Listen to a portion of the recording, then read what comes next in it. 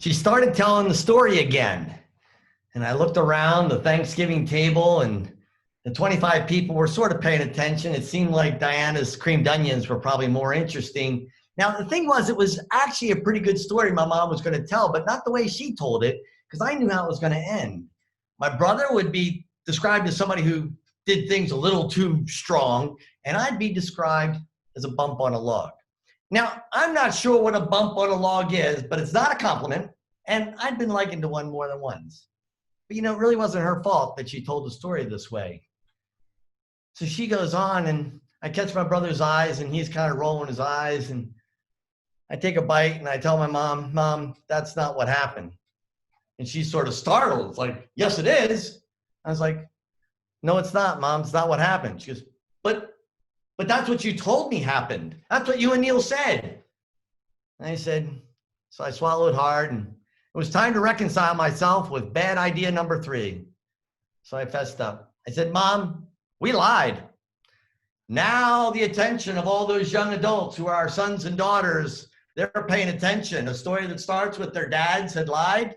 This is going to get interesting, way more than creamed onions.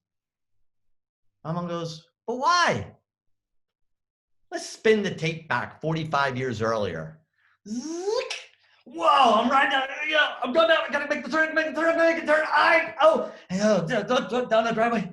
Oh, this is awesome. I'm testing out my brand new Christmas wagon. It's a beast of a wagon. It's a wooden one. It's not one of those metal radio flyers. This is a national flyer. I get to the end of the driveway. I'm like, oh, this is great. I turn around. I was like, oh, but now I got to pull it back up. Okay. Now, my brother must have sensed that I wasn't in the mood for pulling it up. So he's out there and he goes, hey, Paul, why don't I pull you on my bike? And I'm thinking, what a great idea. What better to pull a beast of a wagon than a beast of a bike? And my brother had a beast of a bike. And heck, he was nearly 7 years old. I was just 5. So we run into the garage and we get some ropes and we're trying to tie it together. And up comes Steve, his friend. He goes, what you doing? And we tell what we're doing. He says, hey, can I pull him? Can I pull him? Can I pull him? It's like, no, my brother's like, it's going to be tied to my bike. I'm going to pull him. I'm going to pull him. Well, my mom must have heard what was going on. So she just peeks out the door so she don't let the hot air out of the house and let the cold air in. And she says, what are you boys up to? Now, remember, we're boys. We're never doing anything. We're always up to something. And so what are you up to? And so we fill her in and she sort of thinks about it. She goes, well, Neil, don't let Steve pull your little brother. We were kind of nice that way. Always, if we're going to get injured, let's keep it in the family.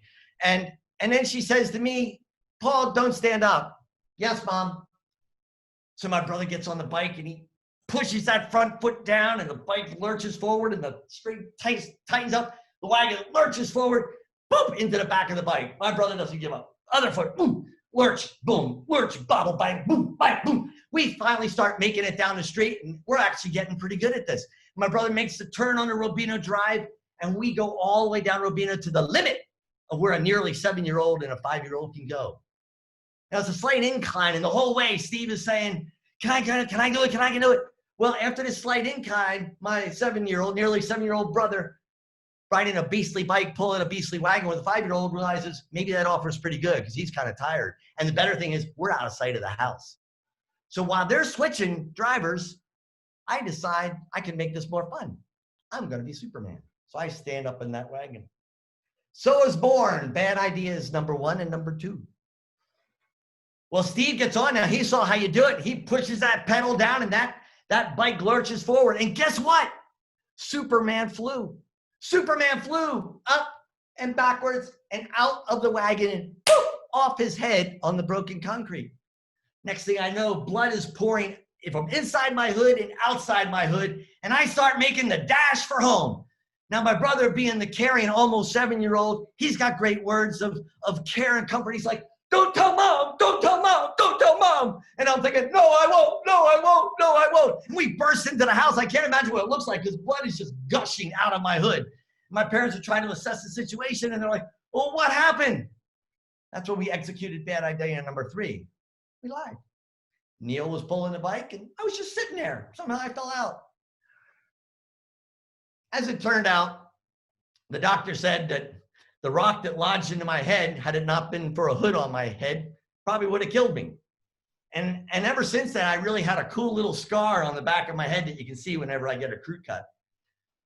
Now, I know that, well, my mom has told the story since then. And when she tells the story, it's all about the fact that this coat she bought on sale at the discount store called Allmart, not Walmart, saved my life.